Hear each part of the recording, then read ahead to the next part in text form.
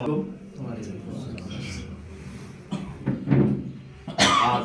14 December বাংলাদেশের রাজনীতির ইতিহাসের এক কালো অধ্যায়ের দিন, শহীদ বুদ্ধিজীবী দিবস।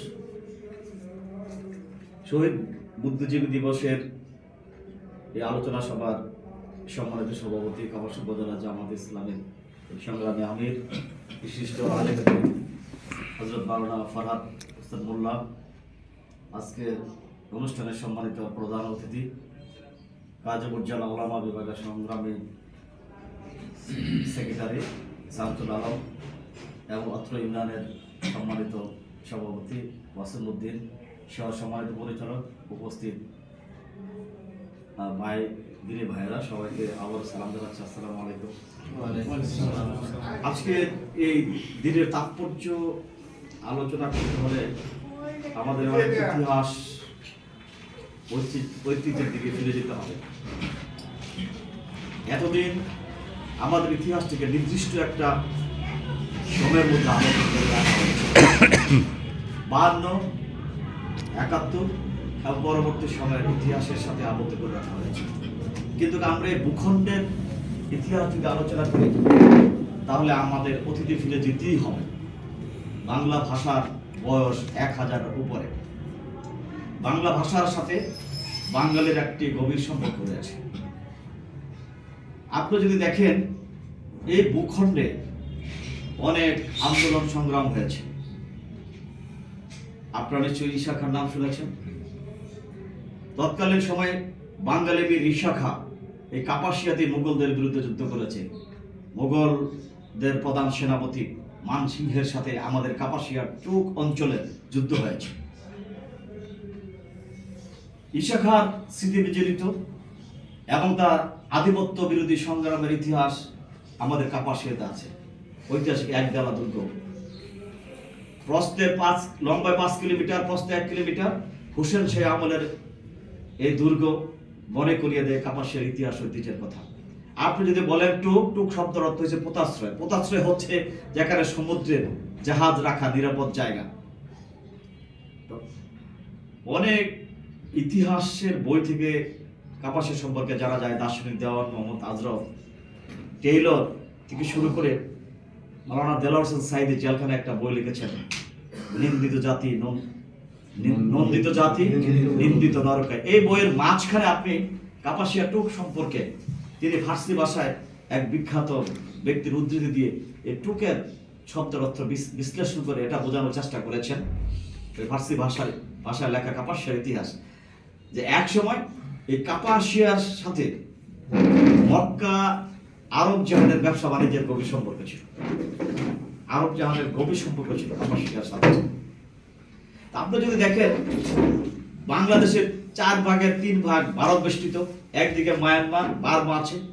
এই যে একটা ভূখণ্ড, এই ভূখণ্ডের পাশে কোনো মুসলিম রাষ্ট্র নাই। পৃথিবীর ইতিহাসে প্রত্যেকটা মুসলিম রাষ্ট্রের পাশে একটা মুসলিম রাষ্ট্র আছে, কিন্তু এক্সেপশনাল কান্ট্রি বাংলাদেশ, বাংলাদেশের পাশে কোনো মুসলিম রাষ্ট্র নেই। যদি কখনো এখানে কেউ আক্রমণ করে, মুসলমানরা কোথায় যাবে? পাকিস্তান আক্রমণ করে ইরানে যেতে পারবে, ইরান আক্রমণ করলে পার্শ্ববর্তী মুসলিম রাষ্ট্রে যেতে পারবে, মিশরে আক্রমণ করলে পাশের মুসলিম রাষ্ট্র আছে সেখানে যেতে পারবে। কিন্তু বাংলাদেশ এমন একটি জায়গা, যে জায়গায় পার্শ্ববর্তী কোনো মুসলিম রাষ্ট্র নেই। কিন্তু আশ্চর্যের ব্যাপার হচ্ছে, চতুর্দিক থেকে অন্য ভিন্ন মতাবলম্বী একটি ভূখণ্ডের মধ্যে এই ভূখণ্ডটা মুসলমানরা কিভাবে সংখ্যা গরিষ্ঠতা নিয়ে টিকে আছে, এটা গবেষণার বিষয়। কিভাবে টিকে আছে একটাই।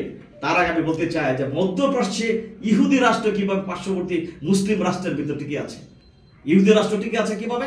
তার ইহুদি ধর্মীয় জাতীয়তাবাদে বিশ্বাসী ওই জনগণ ঐক্যবদ্ধ, ইহুদি ধর্মে ঐক্যবদ্ধ, ইহুদি জাতি ঐক্যবদ্ধ। সেই কারণে মুসলিম রাষ্ট্রের ভিতরে, হৃৎপিণ্ডের ভিতরে ইহুদি রাষ্ট্র টিকে আছে। তো বাংলাদেশ টিকে আছে, এখানে মুসলিম জাতীয়তা, ইসলামী মূল্যবোধ এবং এদেশের মানুষের মধ্যে ধর্মীয় স্পিড এবং চেতনা বোধের কারণে এটা টিকে আছে। যেদিন এই স্পিড এবং চেতনা ধ্বংস হয়ে যাবে, সেদিন বাংলাদেশ আধিপত্য শক্তির কীর্ণকে পরিণত হবে। 1947 সালে যখন পাকিস্তান এবং ভারত স্বাধীনতা লাভ করে, সেই সময় কিন্তু 47 সালে ভারত স্বাধীনতা আইন অনুযায়ী সিকিম একটা স্বাধীন রাষ্ট্র ছিল। হায়দ্রাবাদ একটা স্বাধীন রাষ্ট্র ছিল, মিজোরাম একটা স্বাধীন রাষ্ট্র ছিল, কাশ্মীরে কিন্তু স্বাধীন রাষ্ট্র হওয়ার কথা ছিল। কাশ্মীর হয়তো স্বাধীন থাকবে অথবা পাকিস্তানের সাথে মিশে যাবে, সংখ্যাগরিষ্ঠ মুসলমান থাকার কারণে। কিন্তু তারা ভাবছিল পাকিস্তানের কাছে তারা মিশে যাবে অথবা স্বাধীন থাকবে। কিন্তু সেখানে দীর্ঘ যুগ যুগ ধরে লড়াই সংগ্রাম চলছে। 1975 সাল পর্যন্ত সিকিম একটি স্বাধীন রাষ্ট্র ছিল। সিকিমের রাজা ছিলেন লেনদুপ দর্জি। এই লেনদুপ দর্জি ভারতের স্বার্থ উদ্ধার করার জন্য লেনদুপ দর্জি কাজ করতেন। লেনদুপ দর্জি বাংলাদেশে, ভারত কিন্তু বিগত 15-16 বছর লেনদুপ দর্জির মতন শেখ হাসিনাকে লালন পালন করেছে। এই লেনদুপ দর্জি এক সময় ভারতের স্বার্থ উদ্ধার করার, তাকে সবকিছু দেওয়ার একটা পরিবেশ তৈরি করেছে। ভারত তাকে তৈরি করেছে, লালন করে সৃষ্টি করেছে লেনদুপ দর্জিকে। অতঃপর 75 সালে সিকিম স্বাধীন রাষ্ট্রের অস্তিত্ব বিলীন হয়ে ভারতের একটা প্রদেশে পরিণত হয়েছে। আজকে এই বুদ্ধিজীবীরা কি কাজ করে? বুদ্ধিজীবীরা জাতির চোখ খুলে দেয়, বুদ্ধিজীবীরা জাতিকে শিক্ষা দেয়। তারা জানে কখনো যদি বুদ্ধিজীবীকে হত্যা করা হয়, বুদ্ধিজীবীকে যদি শেষ করে দেওয়া হয়, তাহলে জাতি অন্ধকারে নিমজ্জিত হবে। তো সেই কারণে 1971 সালের 14 ডিসেম্বর আমাদের দেখে দেখে কবি, সাহিত্যিক, প্রকৌশলী, বিভিন্ন ক্ষেত্রে যারা বাংলাদেশের শীর্ষস্থানীয় ব্যক্তি ছিল, যারা বাংলাদেশকে, স্বাধীন বাংলাদেশকে আলোকিত করতে পারত, তাদেরকে বেছে বেছে কিন্তু হত্যা করা হয়েছে বুদ্ধিজীবীদের। এর কারণ কি? বাংলাদেশ স্বাধীন হবে, স্বাধীন হওয়ার পরবর্তী সময় যাতে বাংলাদেশ তার মাথা উঁচু করে দাঁড়াতে না পারে। লেনদুপ দর্জি যেমন সিকিমকে তুলে দিয়েছিল ভারতের হাতে, বাংলাদেশ স্বাধীনভাবে যাতে অস্তিত্ব টিকে না রাখতে পারে, এই কারণে বুদ্ধিজীবী হত্যার মাধ্যমে মেধা শূন্য করার তার চেষ্টা করেছে।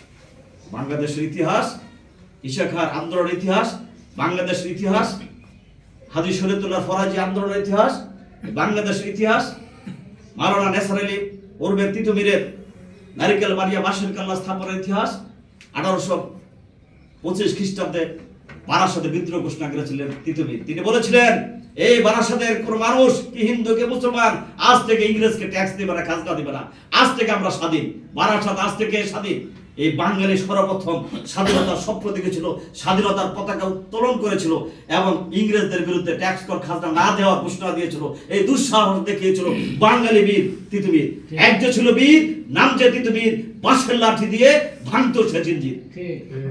1825 সালে যদি বাংলাদেশের স্বাধীনতার কেউ যদি স্বপ্ন দেখে থাকে প্রথম, সে হচ্ছে তিতু মীর। তিতু মীরের বাঁশের কাল্লার তার আন্দোলনের সাথে 1971 সালে বাংলাদেশের আন্দোলনের মিল আছে। তিনি বাঁশের কাল্লা স্থাপন করেছিলেন। তার মূল শক্তি ছিল 80,000-এর মতন মুজাহিদ, মুজাহিদ, আর তাদের বাঁশের লাঠি আর গজারি গাছের 2.5 হাতের লাঠি ছিল তাদের অস্ত্র। আর তিনি নারিকেল বাড়িয়ায় 1831 সালে বাঁশের কাল্লা স্থাপন করে, ক্যান্টনমেন্ট স্থাপন করে তিনি ইংরেজদের বিরুদ্ধে লড়াই সংগ্রাম করেছেন। সেই সময় কিন্তু রাজাকার ছিল, সেই সময় ইংরেজদের দালাল ছিল। তারা ইংরেজদেরকে বলেছে, এখন যদি তিতুমীরকে হত্যা করা না হয়, শেষ করে না দেওয়া হয়, ওদের ভবিষ্যতে আমরা যারা জমিদার আমাদের ক্ষতি করবে আর তোমাদের ক্ষতি করবে, তোমাদেরকে উৎখাত করবে। 1825 সালে বিপ্লবের মাধ্যমে কিন্তু তিতুমীর বিজয় হয়েছে। 31 সালে পারে নাই আধুনিক অস্ত্রের সামনে এবং যারা বিশ্বাসঘাতকতা করেছিল তাদের সামনে। 1947 সালে পাকিস্তান স্বাধীনতা লাভ করে এর 100 বছর পরে 1857 সালে সিপাহী বিপ্লব হয়। এই 100 বছর কিন্তু ইংরেজরা শাসন করে নাই, ইস্ট ইন্ডিয়া কোম্পানি শাসন করেছিল। আর 1857 সাল থেকে 1947 সালে 90 বছর সরাসরি ব্রিটেন রাজতন্ত্রের রাজাদের শাসন প্রতিষ্ঠিত। বলছিলাম আমাদের দ্বিতীয় বাহাদুর শাহ জগন্নাথ কলেজের সামনে ভিক্টোরিয়া পার্ক আছে, যে ভিক্টোরিয়া পার্ক স্মৃতি বিজড়িত দ্বিতীয় বাহাদুর শাহ, তার নেতৃত্বে কিন্তু সিপাহী বিপ্লব হয়েছিল। 100 বছরে যে আলেম ওলামা ইসলামী মূল্যবোধে বিশ্বাসীরা আন্দোলন করেছিল। 1757 সাল থেকে 1857 সাল, এই 100 বছর ইংরেজদের বিরুদ্ধে আন্দোলন করেছিল এই দেশের তৌহিদি জনতা, এই দেশের মুসলমান বুদ্ধিজীবী, এই দেশের আলেম ওলামারা, তারা কিন্তু আন্দোলন সংগ্রাম করেছিল।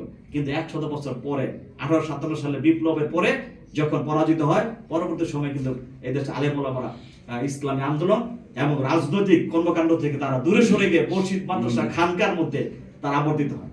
তো দীর্ঘ ইতিহাস আমাদের জানতে হবে।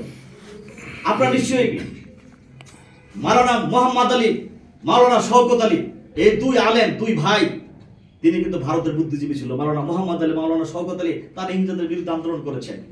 আপনারা টাঙ্গাইলে মাওলানা মোহাম্মদ আলী নামে কলেজ আছে, উনি হচ্ছেন মাওলানা ভাসানী বলেছিল তিনি মর্দে মুজাহিদ ছিলেন। মাওলানা মোহাম্মদ আলী মর্দে মুজাহিদ ছিলেন, তার নামে একটা সরকারি কলেজ আছে টাঙ্গাইলে। তাদের ইতিহাস তুলে হয় নাই। বিগত দিনে মাওলানা মোহাম্মদ আলীর কথা তুলে ধরা হয় নাই, মাওলানা শওকত আলীর কথা তুলে ধরা হয় নাই, মুজাদ্দেদ আল হাসানের কথা তুলে ধরা হয় নাই, সাওয়ালিউল্লাহ দেহলভির কথা তারা তুলে ধরে নাই। ইতিহাসে ভারতে এই ইংরেজ বিরোধী আন্দোলনের ইতিহাস আমাদেরকে দেওয়া হয় না। যাই হোক, পরবর্তী সময়ে আমরা দেখি এদেশের অসংখ্য মানুষ আন্দোলন সংগ্রামে শহীদ হয়েছে। আমরা মাওলানা ভাসানীর কথা যদি আমরা বলি, পরবর্তী সময়ে বিভিন্ন আলেম ওলামারা আস্তে আস্তে সম্পৃক্ত হয়েছে। কিন্তু আমাদের ইতিহাস, আন্দোলন সংগ্রামের ইতিহাস 47 থেকে 52, 52 থেকে 66, 69, 70, 71 মহান মুক্তিযুদ্ধ, 16 ডিসেম্বর স্বাধীনতা। এই স্বাধীনতার পিছনে কিন্তু এদেশের সাধারণ মানুষের গভীর সম্পর্ক আছে। সাধারণ মানুষ যদি এদেশের মুক্তিযোদ্ধা যারা ছিল তাদেরকে যদি লালন পালন না করতো, পৃষ্ঠপোষকতা না করতো, তাহলে যুদ্ধ করা সম্ভব হতো না। পরিশেষে বলতে চাই, এই শহীদ বুদ্ধিজীবী দিবসে আমাদের দাবি হচ্ছে, কারা এই বুদ্ধিজীবীকে হত্যা করেছে। এখানে ভারতের ছিল, দেশের এজেন্ট ছিল, আজ পর্যন্ত বুদ্ধিজীবী হত্যার শ্বেতপত্র প্রকাশিত হয় নাই। এর কারণ হয় নাই, গবেষণা হয় নাই, গবেষণা করতে দেওয়া হয় না। নেতাজি সুভাষচন্দ্র বসুর নাতি শর্মিলা বসু, তিনি বাংলাদেশের মুক্তিযুদ্ধের ইতিহাস নিয়ে গবেষণা করেছেন। তিনি গবেষণা গ্রন্থ প্রথমে একটা প্রকাশ করেছেন, পরবর্তী সময়ে শেষে তিনি বলেছেন যে বাংলাদেশের মুক্তিযুদ্ধের ইতিহাস নিয়ে গবেষণা করতে দেওয়া হয় না। আজকে পরিশেষে আমি আলোচনা সংক্ষিপ্ত করছি, এই কথা বলেই আমি বক্তব্য শেষ করছি। এই শহীদ বুদ্ধিজীবী দিবসে তাদের রুহের আত্মা মাগফিরাত কামনা করছি, এবং মহান আল্লাহ যেন আমাদের মধ্যে এই বুদ্ধিজীবীদের অসমাপ্ত কাজ আমাদের বুদ্ধিদীপ্ত জ্ঞানের মাধ্যমে, আলোর মাধ্যমে এই পূর্ণতা সাধন করেন। ধন্যবাদ জানাই। আগামী দিনে অতীত ইতিহাস থেকে শিক্ষা গ্রহণ করার জন্য এবং এই ইতিহাসের আলোকে জীবন করার প্রত্যয় ব্যক্ত করে বক্তব্য শেষ করছি। আসসালামু আলাইকুম ওয়া রাহমাতুল্লাহি ওয়া বারাকাতুহু।